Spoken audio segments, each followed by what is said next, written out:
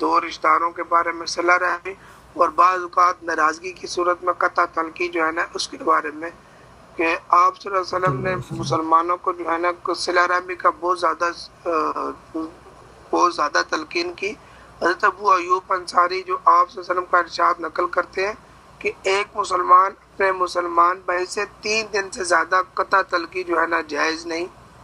3 دن سے زیادہ، یعنی کہ کوئی ناراضگی اگر ہو جائے تو 3 دن سے زیادہ قطع تلقی کرنا جائز نہیں، کہ اچانک ملاقات ہو جائے تو ایک کا منہ ادھر کو اور دوسرے کا منہ ادھر کو، اور ان میں سے بہتر وہ ہے جو سلام کرنے میں پہل کرے، یعنی کہ آپ صلی اللہ علیہ وسلم فرمایا کہ 2 مسلمان بھائی ہیں آپس میں، تو اگر ان کا 3 دن سے زیادہ قطع تلقی جائز نہیں ہے، کہ وہ اگر ایک کا منہ ادھر ہو ایک کا منہ دوسری طرف ہو، یعنی کہ ناراض ہوں آپس میں، تو ان دونوں میں سے جو سلام پہلے کرے گا وہ جو ہے نا وہ بہتر ہے، جو سلام میں پہل کرے گا تو وہ افضل ہے ان 2 مسلمانوں میں سے۔ تو اسی طرح حضرت حسن بصری رحمہ اللہ یہ حدیث نقل کرتے ہیں کہ ایک دوسرے سے قطع تلقی مت کرو، اگر ایسا کرنا ناگزیر ہی ہو تو 3 دن سے زیادہ نہ ہو، اور جو مسلمان اس قطع تلقی کی حالت میں مر جائے گا تو وہ جنت میں اکٹھے نہیں ہوں گے،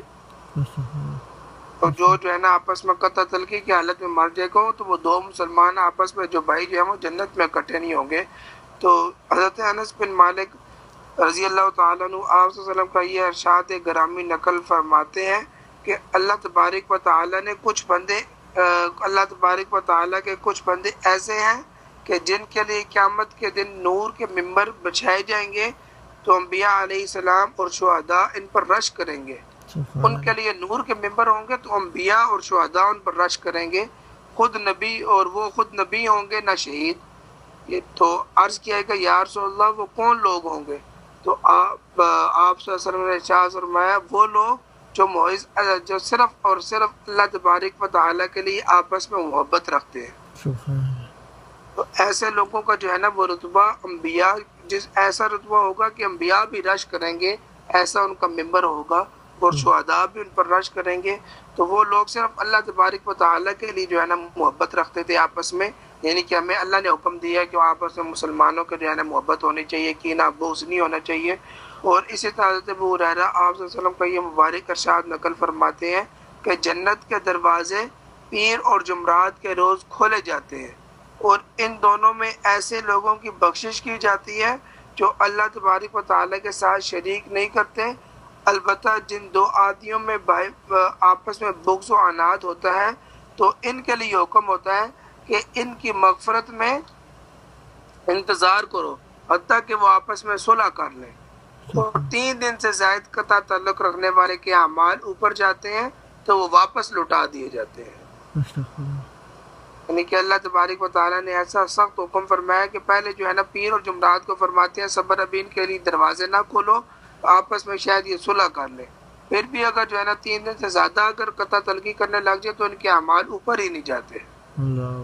اسی طرح حضرت ابو امامہ آپ صلی اللہ علیہ وسلم کا یہ فرمان نقل فرماتے ہیں کہ جب نصف شعبان کی رات ہوتی ہے، جب 15 شعبان ہوتی ہے جسے شب برات بھی کہتے ہیں، تو اللہ تبارک و تعالیٰ آسمان دنیا کی طرف نزول فرماتے ہیں اور اہل زمین پر خصوصی توجہ فرماتے ہیں، پس کافر اور کینہ ور کے سوا سب کی بخشش ہو جاتی ہے۔ جیسے جو ہے ہم نے پہلے بھی پڑھا تھا کہ اللہ تبارک و تعالیٰ لیلۃ القدر میں 3 بندوں کے علاوہ سب کو جو ہے نا بخشش فرما دیتے ہیں، ایک تو ان میں سے یہی تھا جو آپس میں جو کینہ رکھتا ہو تو اس کی بخشش نہیں فرماتے، باقی سب کی جو ہے نا بخشش فرما دیتے ہیں۔ تو اسی طرح آپ صلی اللہ علیہ وسلم کا فرمان ہے کہ 5 قسم کے لوگوں کی نماز قبول نہیں ہوتی، اس عورت کی جس پر اس خاوند جو ہے نا کسی شرعی وجہ سے ناراض ہو، تو یعنی کہ 5 لوگ جو ہے نا جن کی نماز قبول نہیں ہوتی، نماز پڑھتے بھی ہیں، تو ان میں سے پہلا وہ ہے جو عورت جس پر اس کا خاوند کسی شرعی وجہ سے ناراض ہو، اور اس غلام کی جو آقا کی اطاعت سے باغ نکلا ہو، اور اس شخص کی جو قطع تلقی کی وجہ سے 3 دن سے زائد تک مسلمان بھائی سے بات نہ کرتا ہو، اور اس شخص کی جو شراب کا عادی ہو، اور اس امام کی کہ جسے جیسے مقتدی کسی شرعی وجہ سے ناپسند سمجھتے ہیں، تو ایسے لوگوں کی نماز ہی قبول نہیں ہوتی۔ ایک حدیث میں ہے کہ آپ صلی اللہ علیہ وسلم نے ارشاد فرمایا کہ میں تمہیں ایک ہلکا سا صدقہ نہ بتاؤں جو اللہ تبارک و تعالیٰ کو بھی پسند ہے؟ تو عرض کیا گیا، صحابہ کرام نے فرمایا ضرور بتائیے۔ تو آپ صلی اللہ علیہ وسلم نے ارشاد فرمایا یہ ہے کہ جب لوگ باہم آپس میں قطع تلقی کریں تو ان میں مصالحت کرانا، یعنی کہ دو بندے اگر آپس میں ناراض ہو تو ان میں صلح کرانا، یہ جو ہے نا یہ صدقہ آپ صلی اللہ علیہ وسلم فرمایا تو یہ صدقہ ہے۔ حضرت ابو درداء آپ صلی اللہ علیہ وسلم کا یہ ارشاد نقل فرماتے ہیں کہ کیا آپ صلی اللہ علیہ وسلم نے فرمایا کہ کیا تمہیں ایسا عمل نہ بتاؤں جو نفل نماز، روزہ اور صدقہ وغیرہ اعمال سے بھی بڑھ کر ہے؟ تو عرض کیا گیا ضرور بتائیے۔ تو آپ صلی اللہ علیہ وسلم نے ارشاد فرمایا کہ قطع تلقی کے وقت آپس میں جو ہے نا اگر دو مسلمان بھائی قطع تلقی کر لیں تو ان دونوں میں مصالحت کرانا۔ تو اسی طرح حضرت علی بن حسین رضی اللہ تعالیٰ عنہ فرماتے ہیں کہ قیامت پہ جب اولین و آخرین سب جمع ہوں گے تو ایک پکارنے والا پکارے گا کہ فضیلت والے لوگ کہاں ہیں؟ تو لوگوں کی ایک جماعت اٹھے گی اور جنت کی طرف چل جائے گی۔ فرشتے ان کے سامنے آ کر پوچھیں گے کہ کہاں جا رہے ہو؟ جواب دیں گے کہ جنت میں۔ فرشتے کہیں گے کیا حساب سے پہلے ہی؟ کہیں گے ہاں حساب سے پہلے ہی۔ فرشتے پوچھیں گے تم کون لوگ ہو؟ تو جواب دیں گے کہ ہم جو ہے نا اہل فضل ہیں۔ فرشتے کہیں گے دنیا میں تمہاری کیا فضیلت دی؟ تو جواب دیں گے اگر ہم پر کوئی زیادتی کرتا تو ہم برداشت کر لیتے، کوئی برائی کرتا تو ہم معاف کر دیتے۔ فرشتے کہیں گے داخل ہو جاؤ جنت میں، جو عمل کرنے والوں کا بہترین ٹھکانہ ہے۔ پھر ایک منادی آواز دے گا کہ صبر والے کہاں ہیں؟ تو ایک جماعت اٹھے گی اور جنت کا رخ کرے گی۔ فرشتے ایسے ہی سوال کریں گے کہ کہاں جا رہے ہو؟ جواب دیں گے جنت میں۔ فرشتے کہیں گے کیا حساب کے بغیر ہی؟ کہیں گے ہاں۔ فرشتے پوچھیں گے تم کون لوگ ہو؟ تو جواب دیں گے ہم صبر والے ہیں۔ سوال کریں گے تم کیا صبر کرتے تھے؟ تو یہ جواب دیں گے ہم اپنے نفسوں کو اللہ تبارک و تعالیٰ کی اطاعت پر مجبور کیا، اس کی نافرمانی سے روکے رکھا۔ تو فرشتے کہیں گے جاؤ جنت میں چلے جاؤ، تو وہ عمل کرنے والوں کے لیے بہترین ٹھکانہ ہے۔ پھر منادی آواز دے گا کہ اللہ تبارک و تعالیٰ کے پڑوسی کہاں ہیں؟ تو اس پر بھی لوگوں کی ایک جماعت اٹھے گی اور جنت کی طرف چلے گی۔ تو فرشتے پوچھیں گے کہاں کا ارادہ ہے؟ تو جواب دیں گے جنت کا۔ تو فرشتے کہیں گے حساب سے پہلے ہی؟ تو یہ جماعت کہے گی ہاں۔ فرشتے پوچھیں گے تم کون لوگ ہو؟ تو یہ جواب دیں گے کہ ہم زمین پہ اللہ تبارک و تعالیٰ کے ہمسائے اور پڑوسی تھے۔ فرشتے کہیں گے تمہارا اللہ کے ساتھ پڑوس کیسا تھا؟ تو یہ کہیں گے کہ ہم اللہ تبارک و تعالیٰ کی رضا کے لیے ایک دوسرے سے محبت رکھتے تھے، اسی کے لیے خرچ کرتے تھے اور اسی کے لیے ایک دوسرے سے ملاقات کرتے تھے کہ جو ہے نا اللہ تبارک و تعالیٰ کی خاطر جو محبت رکھتے ہیں وہ قائم رہے۔ فرشتے کہیں گے جاؤ جنت میں داخل ہو جاؤ، جو عمل کرنے والوں کے لیے بہترین ٹھکانہ ہے۔ اسی طرح ابو ہریرہ فرماتے ہیں کہ آپ صلی اللہ علیہ وسلم نے فرمایا کہ اللہ تبارک و تعالیٰ قیامت کے دن فرمائیں گے کہ میری رضا کے لیے آپس میں محبت کرنے والے کہاں ہیں؟ اپنے عزت و جلال کی قسم میں آج انہیں اپنے سائے میں جگہ دوں گا جبکہ کوئی اور سایہ نہیں ہے۔ حضرت ابو امامہ فرماتے ہیں کہ 1 میل چل کر بھی کسی مریض کی بیمار پرسی کر اور کسی مسلمان بھائی کی ملاقات کے لیے 2 میل تک بھی سفر کر اور 2 آدمیوں میں صلح کرانے کے لیے 3 میل تک کا بھی سفر اختیار کرو۔ تو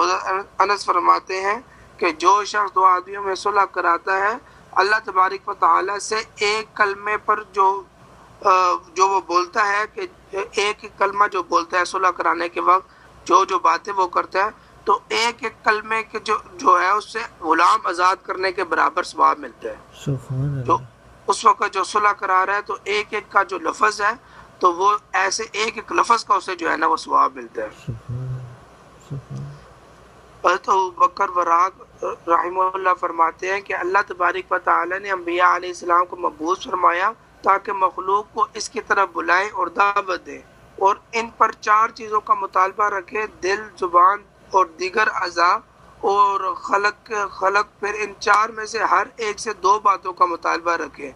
دل سے احکام خداوندی کی تعظیم اور مخلوق پر شفقت کا مطالبہ، زبان سے ہمیشہ پابندی کے ساتھ اللہ تبارک و تعالیٰ کا ذکر اور لوگوں کے ساتھ خوش کلامی کا مطالبہ، اور دیگر اعضاء جتنے بھی ہیں اللہ تبارک و تعالیٰ کی عبادت اور مسلمان سے تعاون کا مطالبہ، خلق سے یعنی کہ جو اللہ تبارک و تعالیٰ کی قضا پر راضی رہنے، یعنی کہ جو اللہ تبارک و تعالیٰ کا جو بھی فیصلہ ہو اس پر راضی رہنے، اور مخلوق کے ساتھ اچھے معاملے اور ان کی تکالیف کو برداشت کرنے کا مطالبہ کیا گیا ہے، یعنی کہ یہ اللہ تبارک و تعالیٰ نے اپنے بندوں سے مطالبہ کیا۔ تو اسی طرح حضرت ام کلثوم بنت عقبہ آپ صلی اللہ علیہ وسلم کا یہ ارشاد نقل کرتی ہیں کہ جو شخص جھوٹا شمار نہیں ہوتا، یعنی جو دو شخصوں کے درمیان صلح کرانے کے لیے، یعنی کہ دو بندے میں اگر کوئی ناراضگی ہوگی ہے تو اگر وہ کوئی جھوٹ بھی بول دے تو تب بھی جھوٹا شمار نہیں ہوتا، یعنی کہ وہ شخص جھوٹا شمار نہیں ہوتا جو دو شخصوں کے درمیان صلح کرانے کے لیے از خود کوئی اچھی بات کہہ دے یا کسی کی طرف منسوب کر دے، تو